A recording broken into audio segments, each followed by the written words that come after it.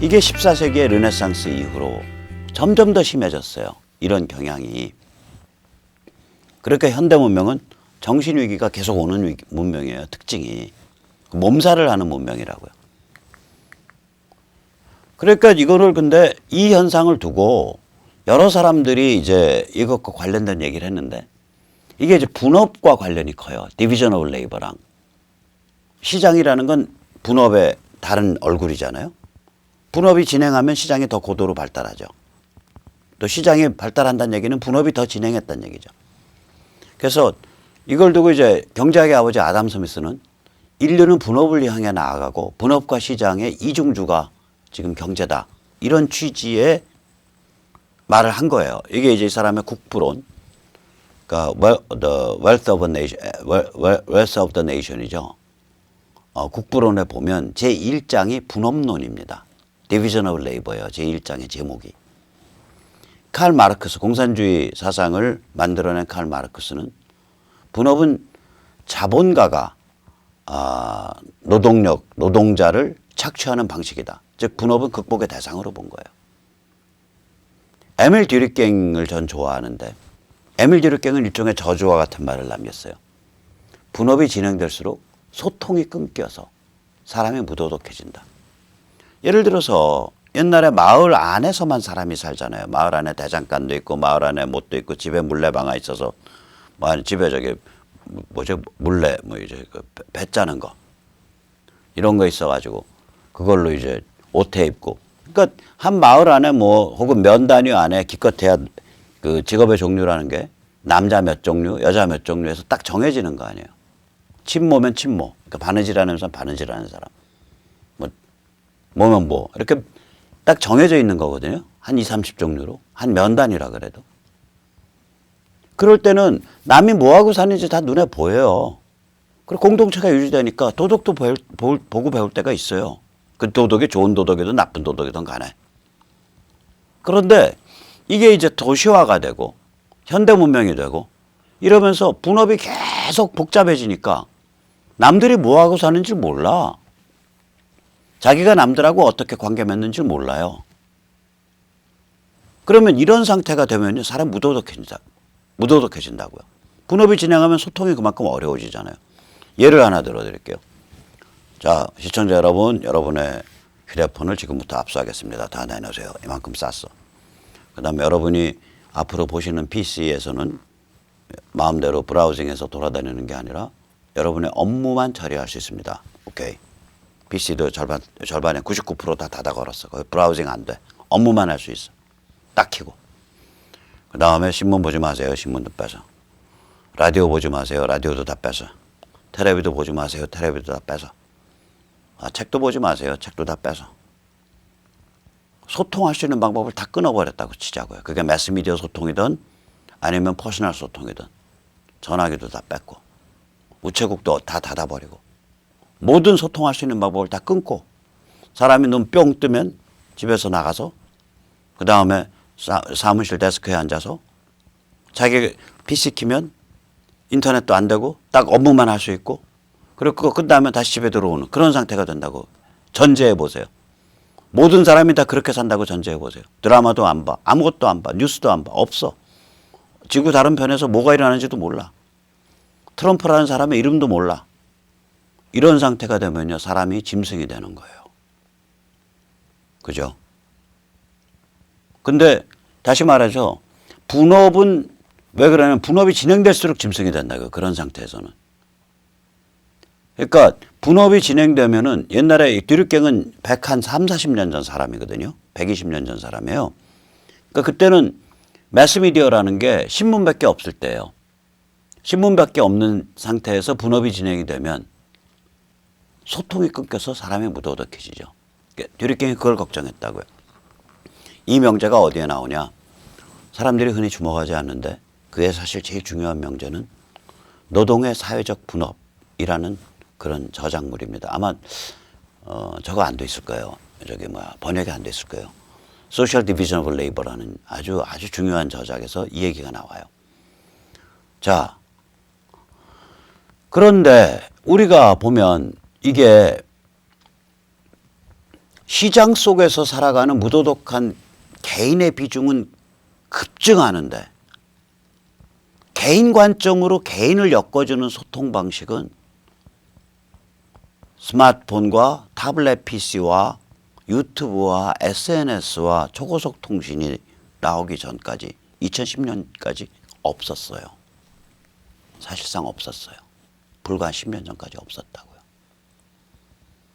다시 말하면 거기다가 인터넷은 우리가 상용화되기 시작한 게 1994년이거든요. 인터넷 상용화되기 전에는 어떤 거예요? 분업은 아까 봤듯이 미국 기준으로 1950년대 이미 지식 기반 사회로 들어갔는데 소통은 매스미디어밖에 없는 거예요. 소통은 매스미디어밖에 없는 게 신문, 라디오, 텔레비밖에 없는 거예요. 소통은.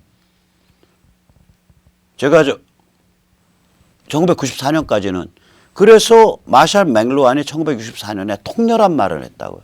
매스미디어를 거부하라 그랬어요. 그 사람. 이 사람이 언더스탠딩 미디어, 미디어를 이해하기라는 굉장히 중요한 책을 쓴 사람인데 이 사람이 한 말이 뭐냐면 미디어가 바로 메시지다. 미디어 is the message. 뭐 그런 말을 했다고. 이게 뭐냐면 텔레비라는 그런 미디어 형식이 정해지면 거기서 뭐 고상한 걸 다루든 야한 걸 다루든 스포츠를 다루든 뉴스를 다루든 그 텔레비라는 방식 자체가 사람 머리를 바보스럽게 만든다 이거예요. 그래서 미디어 방식이 전체라는 거예요. 미디어에서 뭘 다루든 간에. 그게 마샥 맥루한의 얘기예요.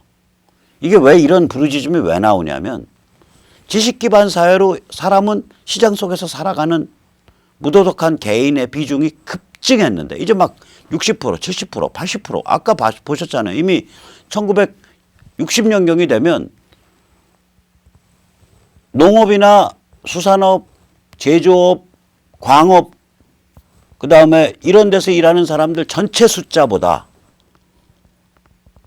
지식과 정보를 다뤄서 먹고 사는 사람들의 숫자가 많아져요. 미국 기준으로 해서. 그러면 이건 완전히 이제 뭐 다 깨져나간다는 소리거든. 그러면 시장 속에 살아가는 무도덕한 개인이 그전에는 뭐 예를 들어서 10명에 3명이었는데 이제는 10명에 6명, 7명 되는 거예요. 그 비중이 막 급증하는 상태로 이제 간다고요. 이게 서구 사회에서. 그런데 그때는 인터넷 없거든. 1994년까지 없어요. 실제로 사람들한테는 2000년까지 없었어요.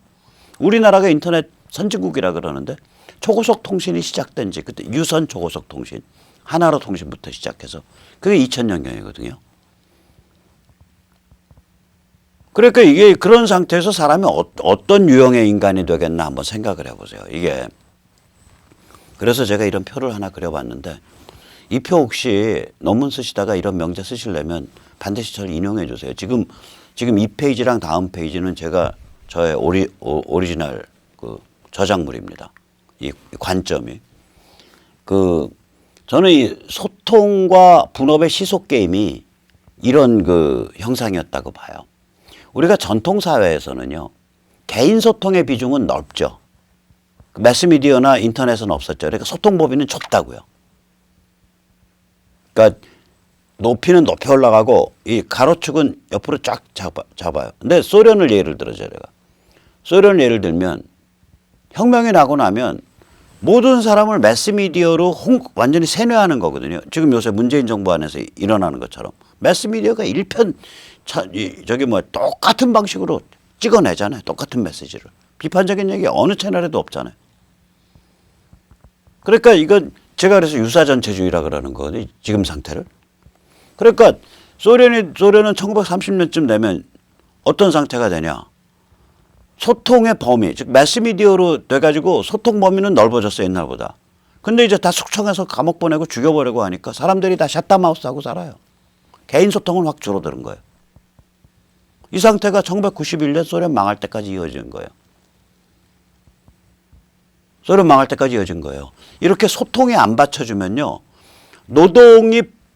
기술이 발전하면 노동 분화가 심해지잖아요. 분업이.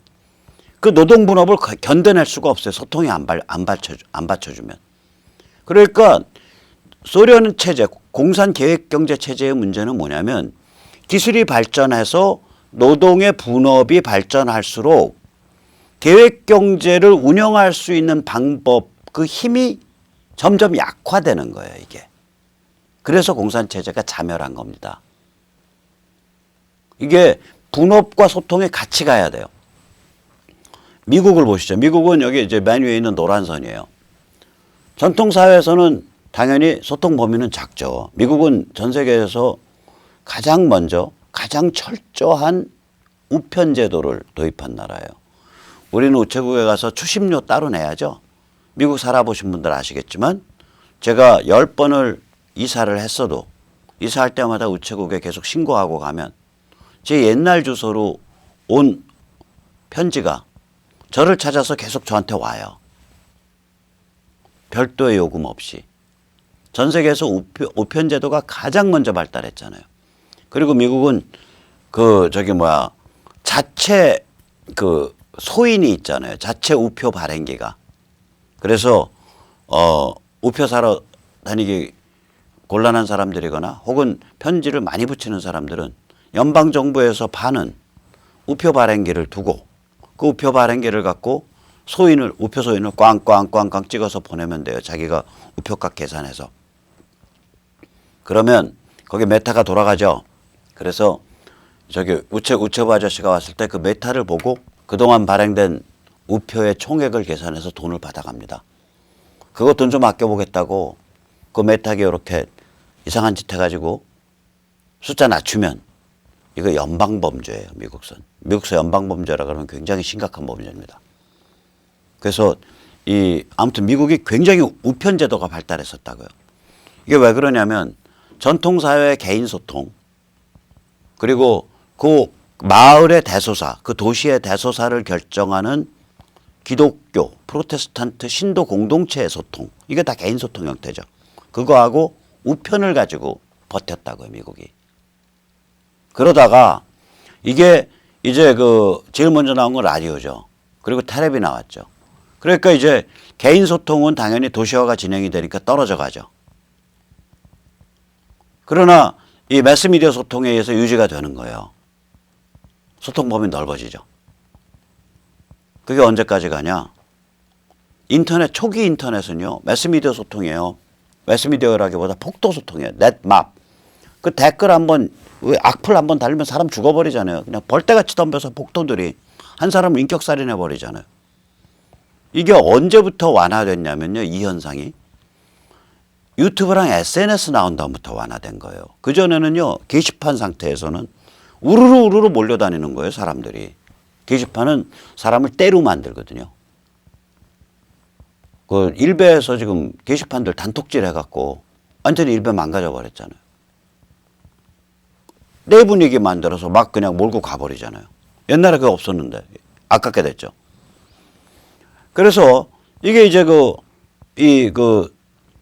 미국은 이제 2010년 정도까지 개인 소통이 어느 정도 줄지만 그래도 상당한 수준까지 유지가 되죠. 왜 그러면 여기는 워낙에 프로테스탄트 신도 공동체 네트워크가 강하고 워낙 건강한 사회니까. 그러다가 이제 2010년 이후에 유튜브나 SNS 같은 거 튀어나오면서 이건 개인화된 소통이거든요. 완전히. 그러면서 퍽 튀어 올라간 거예요. 다시. 한국을 보시죠.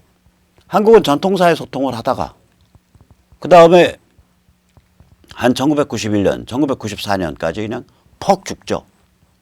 완전히. 그때 이제 매스미디어로 쫙 밀려 내려가는 거죠.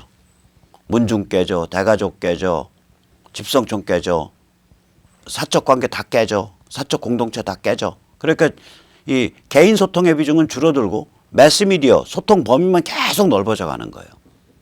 그러다가 한 2010년을 기점으로 해서 이게 다시 말하자면 SNS나 유튜브 이런 걸 통해 가지고 다시 가파르게 이 소통이 범위도 넓어지지만 이제는 전 세계 다 통하잖아요. SNS나 유튜브 갖고 소통 범위도 넓어지지만 굉장히 개인적이잖아요. 그래서 쭉 올라붙는 거죠. 이런 현상이 있는 거예요, 이게. 그러니까 우리가 이걸 전체를 보면 매스미디어 전성시대가 1994년까지였구나. 그 다음에 1994년 인터넷 시작되고 나서 마폰과 SNS가 일반화되는 2010년 정도까지 16년이 인터넷 폭도 시대였구나. 그다음에 2010년 이후가 인터넷 개인 관점 시대구나. 이렇게 되는 거예요. 그러면 인터넷 개인 관점 시대가 2010년에 오기 전까지는 우리가 살아가는 방식은 사람을 완전히 그 시장 속에서 자기가 다 책임져야 되는 개인으로 몰아붙이는데 소통은 그 개인 관점에서 할 수 있는 소통 방식이 안 주어졌던 거예요, 이게. 그래서 그런 문제가 있었던 거예요, 여기 근본적으로. 이게 700년 된 문제입니다. 그런데 이 700년 된 문제가 정말 심각해진 게 언제 심각해진 거냐? 지식 기반 사회 가면서 심각해진 거예요. 미국 기준 1950년대부터. 왜냐? 아까도 말씀드렸지만 지식 기반 사회에서는 시장 속에서 자기 나름대로는 논리적으로 생각한다고 하는 자의식이 굉장히 강한 그런 이고 덩어리의 비중이 전체 인구가 만약에 1000명이다. 그런 이고 덩어리가 몇 명이야, 비중이? 지식 기반 사회 전에는요. 그 공장에서 블루칼라 노동자들은 딱 그 팀워크도 있고 좀 그런 데가 있어요. 건설판 노가다 다 팀워크 있고 일할 때 보면 다 네트워크 가지고 있고 그래요. 또 우리가 농업 노동도 그전에는 좀 그런 게 있잖아요. 당연히 어부도 그렇고. 그러니까 물리적인 휴먼 인터페이스가 이루어지는 물리적으로 사람과 사람이 만나는 환경에서 살 수 있었는데 지식 기반 사회가 가면 딱 우리가 그 큐브라 그러잖아요. 그 사무실 가면 딱 이렇게 벽으로 딱 막아놓고 자기 혼자서 텔레비 딱 놓고 저 PC 딱 놓고 이러고 일하잖아요. 하루 종일. 그 퇴근하고 나오는 거 아니에요. 그러니까 지식 기반 사회에서는 완전히 뭐라 그럴까 사람을 이렇게 그 자연스러운 인간 간의 관계가 굉장히 축소된 그러면서 자기 나름대로는 논리적이라고 생각을 하는 그러면서 자의식이 굉장히 강한 그런 이고 덩어리들의 비중이 굉장히 높아지는 거예요. 그러니까 아까 말씀드린 대로 그러면 그런 이고한테 그런 개인들한테 맞는 개인 관점 소통은 근데 없었어. 이 긴장 그런 이고 개인 덩어리들은 무지하게 비중이 높아져 가는데 그런 개인 덩어리들한테 적합한 소통은 안 나오는 상태. 그래서 이 긴장이 점점 높아져 갔던 거예요. 지난 50년 동안. 2016년까지. 자, 그럼 제가 왜 자꾸 이거를 지식 기반 사회 이런 그 등장 이후에 현대 문명이 최대의 정신의 위기에 빠졌다. 근데 그 시점을 왜 하필이면 1967년으로 삼냐. 영화 때문에 그래요, 영화. 아마 이 졸업이란 영화요. 한번 보세요, 이거. 이거 아마 이렇게 안 보셨던 분도 혹은 봤지만 긴가민가 잃어버리셨던 분도 그 음악만 들어도 그 다시 한번 그거를 느끼실 거예요. 우선 잠깐 한 2, 30초 되니까 한번 보시고. Hello, darkness, my old friend. 대학교 졸업했죠. I've come to talk with you again. I was sleeping. Mrs. Robinson, you're trying to 자기 seduce me, 여자친구의 어머니가 aren't 유혹을 you? Have you gotten us a room yet? I haven't, no. 그 약혼자의 Do you 어머니랑 want to? 섹스를 하죠. 그래서 그 약혼자랑 관계도 굉장히 껄끄러워져요. 그리고 파혼이 되죠. Are you going to 마지막에는 둘이서 두 젊은이가 도망가요. 두 젊은이가. 그러니까 이 영화는 이 반전 월남전 전쟁이 이제 미국의 지상군 투입이 1965년부터 되면서 반전 운동이 시작되는데 반전을 안 다뤘지만 최고의 반전 영화로 꼽힙니다. 왜냐? 이 영화가 타락한 기성세대 대 그에 반항하는 청년세대 이 구도를 그렸거든요. 장모델 되는 여자가 꼬신단 말이에요. 약혼 상태에서. 그러니까 기성세대가 이 젊은 청년을 유혹을 해요. 성적으로. 그래서 거기에 올가닥 넘어가서 성적 관계를 갖지만 반항을 하고 결국 탈출해서 그 딸하고 도망가 버리는 그런 영화란 말이에요.